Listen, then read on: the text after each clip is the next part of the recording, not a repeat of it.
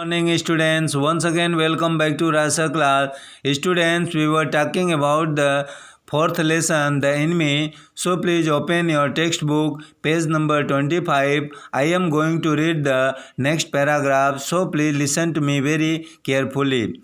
But at this moment the door opened and she looked out. परंतु उसी क्षण दरवाज़ा खुला और वह बाहर देखी. A dark blue woolen Harry over her kimono. She came to him affectionately and put her arm through his as he stood. एक गहरे नीले रंग की हैवरी गाउन के ऊपर पहने हुए वह बड़े प्यार से उसके पास आई और उसके बाहों में हाथ डाला जैसा कि वह खड़ा था. Smile and said nothing. मुस्कुराई और कुछ नहीं कहा. ही हैड मेट हना इन अमेरिका. वह हना से अमेरिका में मिला था. But he had waited to fall in love with her until he was sure she was Japanese. परंतु उसने तब तक उसके प्यार में पड़ने का इंतज़ार किया जब तक कि उसे तसल्ली नहीं हो गई कि वह जापानी थी. His father would never have received her unless she had been pure in her race. उसके पिता उसे कभी स्वीकार नहीं करते यदि वह शुद्ध जाति की नहीं होती. He wondered often whom he would have married if he had not met Hannah. वह प्रायः हैरानी करता कि यदि वह हना से नहीं मिलता तो किससे शादी करता. And by what luck he had found her in the most casual way. और किस्मत से वह कितना अचानक उससे मिला.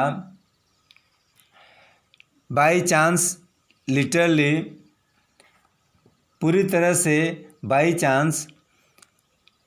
Eight an American professor's house. एक अमेरिकन प्रोफेसर के घर में. The professor and his wife had been kind people anxious to do something for their few foreign students. वह प्रोफेसर और उसकी पत्नी बड़े दयालु लोग थे जो हमेशा अपने कुछ विदेशी विद्यार्थियों के लिए कुछ करने के लिए चिंतित रहते थे. And the students, though bold, had accepted this kindness. और वो विद्यार्थी यद्यपि उब जाते थे इस दयालुता को स्वीकार करते थे. सदाओ had often told Hannah how nearly he had not gone to Professor Harley's house that night.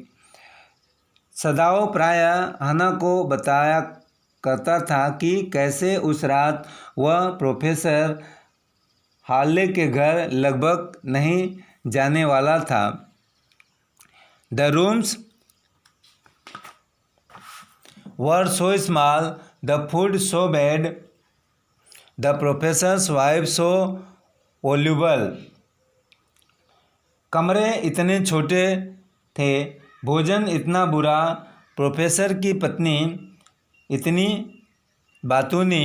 But he had gone and there he had found Hannah a new students. परंतु वह वहाँ गया और उसने वहाँ हना को पाया, एक नई विद्यार्थी. And had felt he would love her if it were at all possible. और महसूस किया कि वह हना से प्यार करेगा यदि यह संभव हुआ. Now he felt her hand on his arm and was aware of the pleasure it gave him. अब उसने उसका हाथ अपने बाँह पर महसूस किया और उस आनंद को जानता था जो यह हाथ दे रहा था. So students, this is enough for today. Now we will meet with the next paragraph tomorrow. Thank you.